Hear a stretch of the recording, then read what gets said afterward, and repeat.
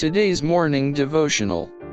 Christ alone satisfies the claims of God's law.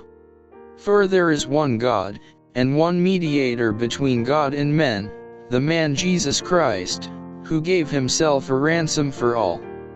1 Timothy chapter 2 verses 5 and 6. The Son of God was next in authority to the great Lawgiver. He knew that his life alone could be sufficient to ransom fallen man. He was of as much more value than man as his noble, spotless character, and exalted office as commander of all the heavenly host were above the work of man. He was in the express image of his Father, not in features alone, but in perfection of character. The blood of beasts could not satisfy the demands of God as an atoning sacrifice for the transgression of his law. The life of a beast was of less value than the life of the offending sinner, therefore could not be a ransom for sin.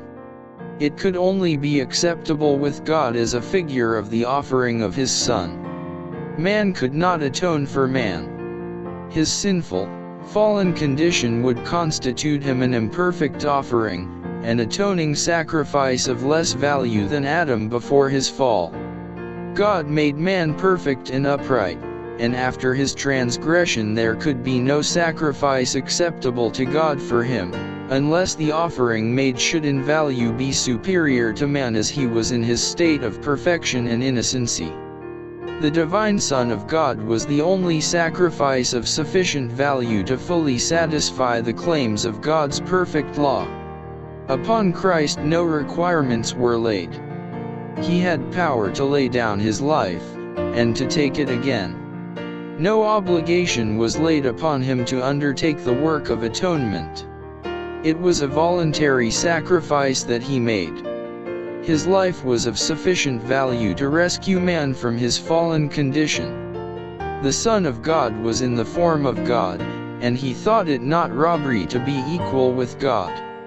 He was the only one, who as a man walked the earth, who could say to all men, "Who of you convinceth me of sin?"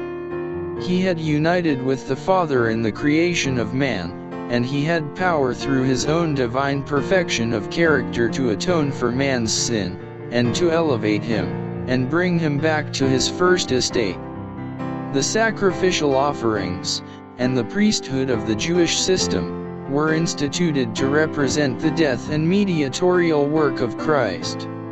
All those ceremonies had no meaning, and no virtue, only as they related to Christ, who was himself the foundation of, and who brought into existence the entire system. The Lord had made known to Adam, Abel, Seth, Enoch, Noah, Abraham, and the ancient worthies, especially Moses, that the ceremonial system of sacrifices and the priesthood, of themselves, were not sufficient to secure the salvation of one soul. The infinite sacrifice that Christ voluntarily made for man remains a mystery that angels cannot fully fathom.